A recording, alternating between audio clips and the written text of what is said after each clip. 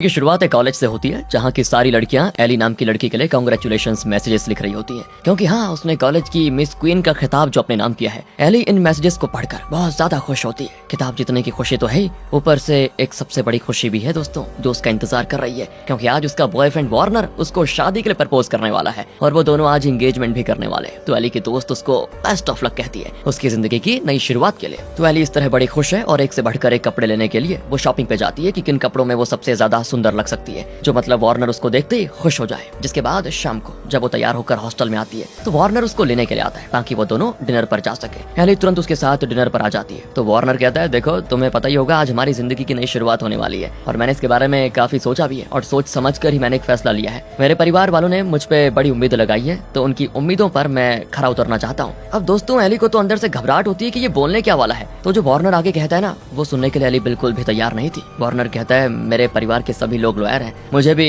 Harvard जाना है law की पढ़ाई करने के लिए। अगर मैं इन सब चक्करों में पड़ जाऊंगा तो मेरा लॉयर बनने का सपना टूट जाएगा, इसीलिए हमें हमारा रिश्ता यहीं पर तोड़ना होगा, इसी में हम दोनों की भलाई है। एली कहती है यार ये क्या कह रहे हो तुम, मैंने कब रोका तुम्हें कुछ करने से, मैं तो पूरी आजादी दे रही हूँ तुम्हें, मैं खुद चाहती हूँ कि तुम अपने सपने पूरे करो, फिर तुम ऐसा क्यों कर रहे हो मेरे साथ। तो वार्नर कहता है हाँ तुम परफेक्ट तो हो लेकिन मेरे जैसे एक लॉ स्टूडेंट या लॉयर की गर्लफ्रेंड बनने के लायक नहीं हो। अपने आप को जरा देखो, जिंदगी को कभी तुमने सीरियस लिया ही नहीं है, बस टाइम पास किया है। ऐसी लड़की के साथ रहकर मैं भी उसी रास्ते पर चला जाऊंगा और इससे मेरे परिवार को बहुत बुरा लगेगा ना। एली बेचारी बच्चों की तरह रोने लगती है कि ये तुमने ठीक नहीं किया। इतना कहकर वो रोते रोते चली जाती है और पूरा एक हफ्ता अपने हॉस्टल के कमरे में बैठी रोती रहती है। किसी भी चीज से उसको मतलब नहीं होता। उसके दोस्त उसको समझाने की काफी कोशिश करते हैं कि यार बाहर निकलो, जिंदगी में आगे बढ़ो, वो अच्छा लड़का नहीं था, अच्छा वो चले गया पहले ही, तुम किसी दूसरे को पटा लो, इतनी सुंदर तो हुई तुम। पर एली वार्नर से सच्चा प्यार करती थी, उसको चाहिए तो सिर्फ वार्नर ही। और वो जैसे पार्लर में आती है ना, वहाँ रखी मैगजीन के अंदर उसको वार्नर के भाई और उसकी भाभी की फोटो दिखाई देती है। वार्नर का भाई एक बड़ा लॉयर है और उसने शादी भी अपनी जैसी एक लॉयर से की है। इस चीज को देखकर एली को एक आइडिया आता है कि कहीं ऐसा तो नहीं कि वार्नर के घर में सिर्फ लॉयर ही अलाउड है, जब तक मतलब लड़की लॉयर नहीं होगी तब तक उसकी शादी नहीं होगी। इसीलिए अब मैं भी हार्वर्ड जाकर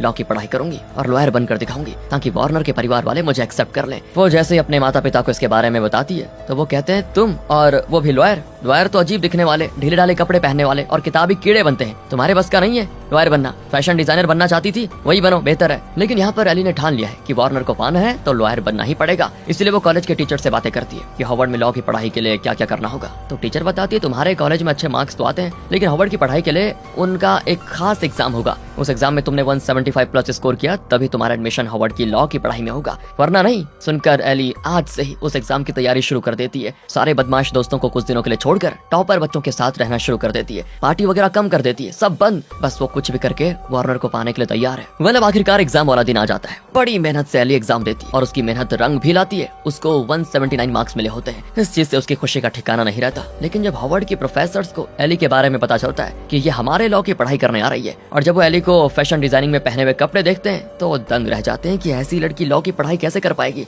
लेकिन उसने एग्जाम पास किया है जिस वजह से वो एली का फॉर्म पास कर देते हैं। इसीलिए एली अपना सारा सामान लेकर हार्वर्ड जाती है। वहाँ के सारे लॉ स्टूडेंट बड़े सिंपल कपड़े और बिना फैशन वाले होते हैं, लेकिन एली सबसे अलग लग रही है। स्टूडेंट्स उसको देखकर उसका मजाक उड़ाने लग जाते हैं कि ये कैसा हुलिया बना के रखा हुआ है इसने, लॉयर बनने आई है या मॉडल, सर्वाइव नहीं कर पाएगी यहाँ पर लॉ की पढ़ाई में। पर एली उनके किसी भी बात का जवाब न देकर वहाँ से आगे बढ़ जाती है। अब एली को साल भर का शेड्यूल दिया जाता है कि कब कितने एग्जाम होते हैं, कैसी पढ़ाई करनी है वगैरह वगैरह। तो एली हैरान होते हुए कहती है तुमने मेरा नाम फंक्शन में नहीं लिखा क्या, मैं तो फंक्शन में पार्टिसिपेट करना चाहती हूँ। तो वो स्टूडेंट हंसते हुए कहता है कि तुम्हें कोई गलतफहमी तो नहीं हुई है, यहाँ कोई फंक्शन नहीं होता, साल भर पढ़ाई, सिर्फ पढ़ाई होती है, उसके अलावा कुछ नहीं। एली ये सुनकर शॉक हो जाती है कि यार ये कैसे है। पर वार्नर के लिए तो वो कुछ भी करने को तैयार है। कॉलेज में घूमते ही उसको वार्नर दिखाई देता है और उसको हल्का सा इग्नोर करके वो आगे बढ़ने लगती है ताकि वार्नर उसको खुद आवाज लगाकर बुलाए। ऐसा ही होता है। वार्नर उससे कहता है एली तुम यहाँ पर कैसे। उसका तो मूड ही उतर चुका था एली को देखकर कि ये मेरे पीछे पीछे बताओ यहाँ तक आ गई। एली कहती है मैं तो लॉयर बनने आई हूँ, तुम्हें नहीं पता क्या, मेरा अभी सपना लॉयर बनने का है। इतना कहकर वो अपनी क्लास के लिए चली जाती है एंड वो सोचती है कि ऐसा करने से शायद वार्नर को भी लगेगा कि मैं अपनी जिंदगी को अब सीरियस लेने लगी हूँ। तो क्लास में आने के बाद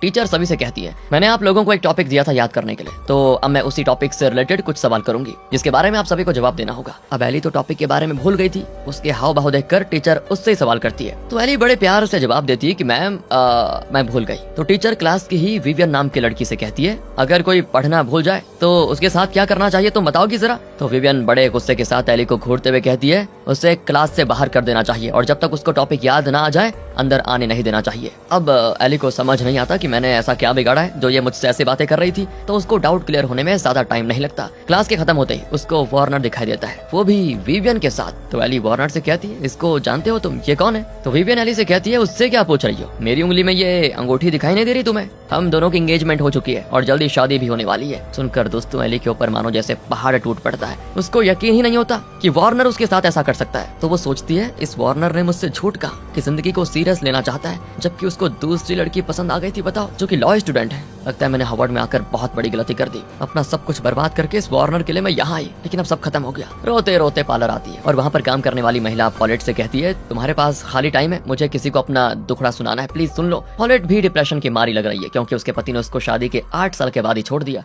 और उसकी सारी चीजों पर कब्जा भी कर लिया, यहाँ तक कि उसके कुत्ते को भी अपने पास रखा हुआ है उसने। एली कहती, यार तुम्हारी जिंदगी तो मुझसे भी गई गुजरी है, फिर भी मेरा दुखड़ा सुन लो। पता है मैंने अपना सब कुछ जिस लड़के के लिए बर्बाद कर दिया, उसी ने मुझे छोड़कर किसी और के साथ एंगेजमेंट कर ली। अब मैं क्या करूं, तुम्हें कुछ बताओ। तो पॉलेट कहती है, अगर टाइम पास करती हो तो दूसरा पटा लो, पर अगर सच्चा वाला प्यार करती हो तो उसे हासिल करो। खुद को एक अच्छी लॉयर बनकर दिखाओ ताकि वार्नर खुद भागा भागा तुम्हारे पास आ जाए। और ये आइडिया एली को ज्यादा बढ़िया लगता है, वो यही करने में लग जाती है। अगले सीन में एरोन नाम का एक लॉयर क्लास में आता है जो कॉलेज में कभी कभी लेक्चर भी देता है और इंटर्नशिप भी प्रोवाइड करता है जो सबसे बेस्ट स्टूडेंट होते हैं। उन्हें वो अपने साथ रियल केस सॉल्व करने भी लेकर जाता है ताकि स्टूडेंट्स को एक्सपीरियंस हो सके कि कैसे केस को सॉल्व किया जाता है। वो सभी स्टूडेंट से कुछ सवाल करता है तो एली बड़े जोश में होती है। वो सभी सवालों का एक से बढ़कर एक जवाब देती है, जो सुनकर तो विवियन का मुंह देखने लायक हो जाता है कि इसको क्या हो गया, इतने सही से जवाब कैसे दे रही है ये। इस चीज से गुस्सा होकर वो एक बहुत ही वाहियात आइडिया लगाती है और एली से कहती है, वीकेंड पे हम सारे स्टूडेंट मेरे घर पे कॉस्ट्यूम पार्टी करने वाले हैं, सभी को अलग अलग जानवरों के कॉस्ट्यूम पहन कर आना है, तुम भी इनवाइटेड हो, आना चाहो तो आ सकती हो। सुनकर एली तो बड़ी खुश हो जाती है कि उसे वार्नर के साथ पार्टी करने का मौका मिलेगा, इसीलिए वो खरगोश बनकर पार्टी में चली जाती है। वहाँ आते उसको सभी स्टूडेंट्स नॉर्मल कपड़े में दिखाई देते हैं और सभी एली को ऐसे कपड़ों में देखकर उसका खूब मजाक उड़ाते हैं। विवियन की तो हंसी रुकती नहीं कि कितनी बेवकूफ लड़की है ये, इसको क्या लगा था कि मैं इसको प्यार से पार्टी में बुलाऊंगी,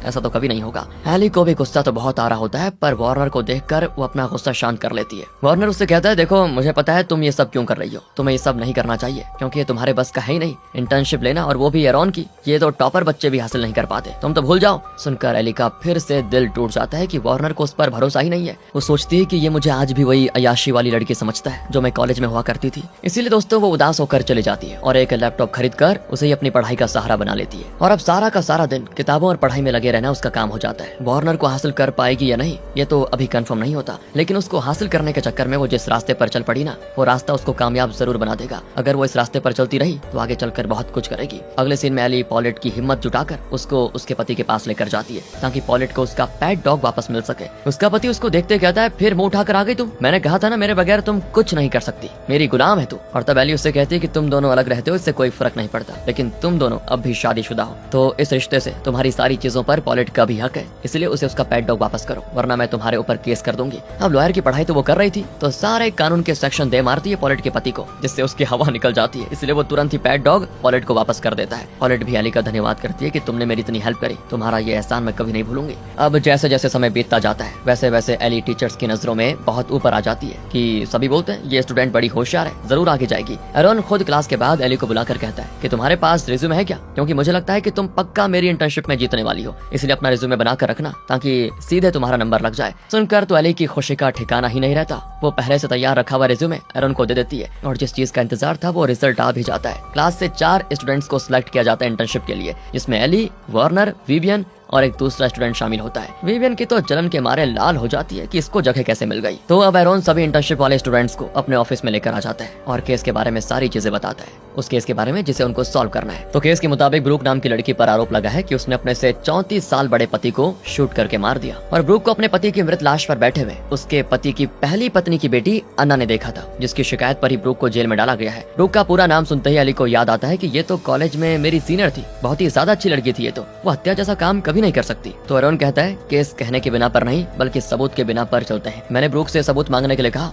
तो वो देने को तैयार ही नहीं है। अगर वो हमको बता देती है कि हत्या के टाइम पर वो कहाँ पर थी और उसका सबूत उसके पास है तो हम उसको इस केस में फंसने से बचा सकते हैं और उसको आजादी मिल जाएगी, लेकिन वो कुछ कहने को तैयार ही नहीं है। तो सभी लोग ब्रूक से मिलने जाते हैं और ब्रूक ने एरोन को ही अपने लॉयर के तौर पर रखा होता है। तो वो उससे कहता है अगर देखो बचना है तो तुम्हें कुछ न कुछ बताना ही पड़ेगा सबूत के बारे में, वरना मैं कुछ नहीं कर सकता। सीधे तुम्हारे ऊपर केस बन जाएगा कि तुमने अपने पति की संपत्ति हथियाने के कारण उसकी जान ले ली। लेकिन फिर भी ब्रूक बताने को तैयार नहीं होती कि हत्या के समय वो क्या कर रही थी। तो एली ब्रूक से कहती है, देखो मैं तुम्हें जानती हूँ, क्या तुम्हें मैं अभी तक याद हूँ? तो ब्रूक कहती है, हाँ बिल्कुल, मेरी जूनियर थी ना तुम। चलो किसी तो अच्छे पार्टनर को एरोन ने रखा हुआ है अपने साथ, तुम तो मुझे जानती हो, मैंने किसी को नहीं मारा, तो तुम मुझे बचा लेना प्लीज। एली भी कहती है, टेंशन मत लो, सब ठीक हो जाएगा, मैं बचा लूंगी तुम्हें। अब अगले सीन में एली पॉलेट के पास जाती है अपने नाखून वगैरह पॉलिश करवाने के लिए। तभी वहाँ पर जेम्स नाम का बंदा डिलीवरी लेकर आता है। उसको देखते पॉलेट की धड़कनें तेज हो जाती हैं। एली भी समझ जाती है कि जरूर दोनों के बीच कुछ तो चल रहा है, इसलिए वो जेम्स के जाने के बाद पॉलेट से कहती है, मुझे लड़कों के अट्रैक्शन पाने के बहुत सारे तरीके पता है, मैं तुम्हें कुछ तरीके बताती हूँ, वो करना, पक्का जेम्स तुम्हें पसंद करने लगेगा। जब कभी अगली बार जेम्स तुमसे मिलने के लिए आए ना डिलीवरी लेकर, तो किसी चीज के गिराने का नाटक करना, और जब उस चीज को उठाकर तुम खड़ी हो रही होगी तो तब थोड़ा स्टाइल से बालों को उठाते हुए अपने शरीर को अच्छे से दिखाते हुए खड़ी होना, ताकि तुम्हारे फिगर को जेम्स देखते रह जाए। देख लेना, फिर वो तुम्हारे ऊपर से नजर नहीं हटा पाएगा। सुनते पॉलेट खुश हो जाती है और प्रैक्टिस करना शुरू कर देती है ताकि जेम्स को पटा सके। अगले सीन में एली ब्रूक से मिलने जाती है और उसको मनाने की कोशिश करती है कि प्लीज बता दो ना, आखिर तुम उस समय क्या कर रही थी जब हत्या हुई, अगर बता दोगी तो तुम बच सकती हो। ब्रूक कहती है, पता है, अगर मैंने बता दिया तो जेल से बाहर आने के बाद भी लोग मेरे बारे में गलत सोचेंगे, मेरी बेइज्जती करेंगे, और मुझे मेरी बेइज्जती से अच्छा जेल में रहना पसंद है। एली हैरान कि यार बड़ी अजीब बात है, ऐसा क्या कर रही थी तुम जिसको सुनकर लोग तुम्हारा मजाक उड़ाएंगे? तो ना चाहते हुए भी ब्रूक को बताना पड़ जाता है कि मैं लिपोसक्शन करवा रही थी। और ये सुनकर एली भी हैरान। असल में दोस्तों, लिपोसक्शन की मदद से इंसान के शरीर के फैट बिना एक्सरसाइज के खत्म किए जाते हैं। ब्रूक एक फिटनेस कोच है, और जब लोगों को पता चलेगा कि फिटनेस कोच होकर भी ये फैट लिपोसक्शन से काम करवा रही है तो सारी दुनिया उसका मजाक उड़ाएगी। यही कारण से ब्रूक को जेल जाना मंजूर था, पर वो दुनिया को अपनी सच्चाई नहीं बताना चाहती थी। सुनकर एली को उतना तो कंफर्म हो चुका है कि ब्रूक ने कुछ भी नहीं किया। हत्या के समय वो घर पर मौजूद ही नहीं थी, तो अना कैसे कह सकती है कि उसने ब्रूक को उसके पिता के शव के ऊपर बैठे हुए देखा? जरूर अना और उसकी माँ कुछ तो मिलकर छुपा रहे हैं। वो ब्रूक से कहती है, टेंशन मत लो, तुम्हारा सीक्रेट मेरे पास सुरक्षित है, मैं किसी को कुछ नहीं बताऊंगी और तुम्हें इंसाफ भी दिलाने की पूरी कोशिश करूंगी। तब ये सुनकर ब्रूक की जान में जान आती है कि मैं एली पर भरोसा कर सकती हूँ। अब एली सभी इंटर्नशिप के स्टूडेंट्स और एरोन को बता देती है कि ब्रूक ने अपना बयान दे दिया है, लेकिन मैं किसी को वो बता नहीं सकती। साथ ही ये भी कंफर्म है कि उसने हत्या नहीं की। एरोन कहता है, दिमाग ठिकाने पर तो है तुम्हारा, एक छोटे से सीक्रेट को छुपाने के लिए तुम केस को लटकाने की कोशिश कर रही हो। अगर मैं ये केस हारा तो मेरी रेपुटेशन खत्म हो जाएगी। लेकिन एली अपने वादे की पक्की है दोस्तों, इसीलिए वो कुछ भी नहीं बताती। विवियन भी ये देखकर हैरान हो जाती है कि जैसी एली दिखाई देती है वैसी तो ये बिल्कुल भी नहीं है। फिर आखिर वार्नर इसको छोड़ क्यों दिया? विवियन को जब भी केस के सिलसिले में बात करना होता है तो वो एली के पास आ जाया करती, तो एली भी उससे गुस्सा नहीं करती और जो हो सकता उसको जानकारी दे देती। इस तरह दोनों में अच्छी दोस्ती हो जाती है। अब यहाँ कोर्ट में होती है सुनवाई, लेकिन सबूत कुछ खास न होने पर सिर्फ तारीख पे तारीख ही मिलती है और ये केस पूरी तरह से फंसा हुआ होता है। सारे सबूत ब्रूक के खिलाफ होते जाते हैं। कुछ ऐसा करना होगा जिसके बारे में किसी ने सोचा भी ना हो, तभी जाकर केस सॉल्व हो सकता है। इधर पॉलेट के पास जेम्स उसका डिलीवरी पार्सल लेकर आता है। वो जैसे ही फॉर्म साइन कर रही होती है तो उसको एली की बातें याद आती है। वो पेन को गिरा देती है और बड़े स्टाइल से हरकतें करती है ताकि जेम्स को अपना दीवाना बना सके। पर तभी बेचारा जेम्स भी पेन उठाने के लिए झुक जाता है और जैसे पॉलेट पेन को पकड़ती है उसका सर सीधे जाकर लग जाता है जेम्स को और इससे उसकी नाक ही टूट जाती है। बताओ दोस्तों, दीवाना बनने चली थी, मरीज बनकर निकल गई। इधर एलोन एली को अपने पास बुलाता है और कहता है, तुम बहुत ही अच्छा प्रोग्रेस कर रही हो इस केस में, तुम्हारा काम उन लोगों से भी अच्छा है जिनको मैं पैसे दिया करता हूँ। तो मेरे पास तुम्हारे लिए एक ऑफर है, मैं तुम्हें अपना पार्टनर बनाना चाहता हूँ। मेरे साथ सभी केस पर तुम काम करोगी, लेकिन उसके लिए तुम्हें मुझे खुश करना होगा। ओह, ये क्या दोस्तों, वो एली के साथ गलत हरकत करने की कोशिश कर रहा होता है। ये देखकर एली को बुरा भी लगता है कि कैसा आदमी है ये। बाहर खड़ी विवियन ये सारी चीजें देख लेती है और जब एली रोते हुए एरोन के कमरे से बाहर आती है ना, तो विवियन उसको बुरा भला कहने लगती है कि एरोन के साथ गुलछर्रे उड़ा रही हो, तभी तो तरक्की हो रही है तुम्हारी। एली भी अंदर से टूट जाती है, इसलिए बिना कुछ कहे चली जाती है वहाँ से। फिर एरोन का पार्टनर एमेट, जो कि एक सही इंसान है और वो एली के काम में उसको सपोर्ट भी करता है, वो एली को परेशान देखकर उससे सवाल करता है कि सब ठीक तो है ना, बड़ी परेशान लग रही हो। एली भी रोते हुए उसको सब बता देती है कि ये इंटर्नशिप वगैरह सब नाटक था, एरोन बस मेरा इस्तेमाल करना चाहता था, तभी उसने मुझे इंटर्नशिप दी ताकि मैं उसके करीब आ सकूं। सही कहा था वार्नर ने कि मैं अयाशी किस्म की लड़की हूँ, हर इंसान मुझे गलत नजर से देखता है, बहुत बड़ी गलती हो गई यहाँ कर, नहीं आना चाहिए था मुझे। एमेट तो खुद हैरान हो जाता है कि एरोन आखिर इतनी गिरी हुई हरकत कैसे कर सकता है, शर्म है कि नहीं उसको। एली फिर उसको अलविदा कहकर चली जाती है और जाने से पहले एली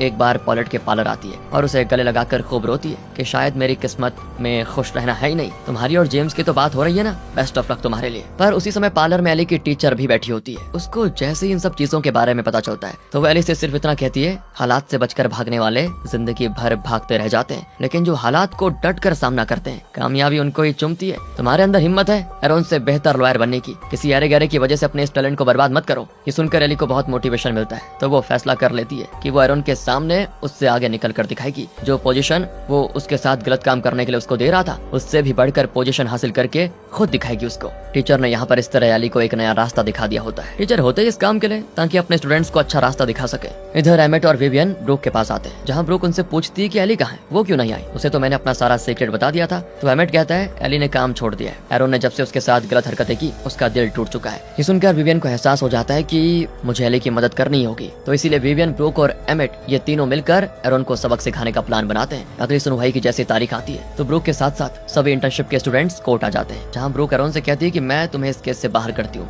मैंने दूसरा लॉयर ढूंढ लिया है जो मेरा केस सॉल्व करेगा। इसके बाद वहाँ पे आती है एली, जिसे ही ब्रूक ने ये केस दिया है, और अब पूरी तरह से एली इस केस की इंचार्ज बन जाती है, जो अकेले इस केस को सॉल्व करेगी। ये सुनकर तो एरोन हैरान हो जाता है। वो ब्रूक से कहता है कि जिंदगी भर जेल में रहने का इरादा है क्या, ऐसी लड़की को केस दे दिया जो सिर्फ अय्याशी के अलावा कुछ नहीं कर सकती, देखना तुम्हें केस जरूर हार जाओगी। पर ब्रूक कहती है मुझे वो भी मंजूर होगा, लेकिन तुमसे ये केस मैं सॉल्व करवाना ही नहीं चाहती। एरोन का मुंह तो लटक जाता है बिल्कुल, और एली केस की जिम्मेदारी लेते हुए अना को कटघरे में बुलाती है और उससे कहती है जब हत्या हुई तो तुम उस टाइम पर कहाँ थी। अना कहती है मैं बाथरूम में नहा रही थी। 20 मिनट के बाद जब मैं नीचे आई तो मुझे ब्रूक दिखाई दी, जो मेरे पिता के खून में सनी हुई थी। उसने गोली मारी थी मेरे पिता को। एली कहती तुमने गोली की आवाज सुनी थी क्या? अना कहती मैंने नहीं सुनी, मुझे ध्यान नहीं रहा। एली एक ही सवाल को 4 तरह से घुमा फिरा कर पूछने की कोशिश करती है ताकि कहीं ना कहीं तो अना अटकेगी। एली कहती सुबह उठने के बाद तुमने क्या खाया था? तो अना जवाब देती है मैं पार्लर गई थी बालों को ठीक कराने के लिए, उसके बाद आकर नहाई, फिर नीचे आई तो मैंने अपने पिता को मृत देखा। यहीं पर अना फंस जाती है, क्योंकि अना ने कहा कि पार्लर में वो किसी खास तरह का केमिकल बालों में लगवाने गई थी,